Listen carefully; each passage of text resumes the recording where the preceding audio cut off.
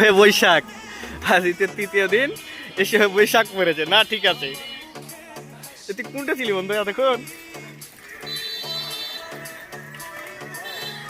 কিছু বলছিস না যে রে ছোড়া?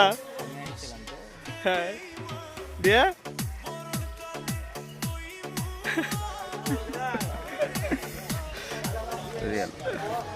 মিটা কিছু বলো, তুমি কিছু বলো। উদ্দেশ্যে কি বলবো আমি, হ্যাঁ ভিআইপি হয়ে গেছে বড় ভাই আমার।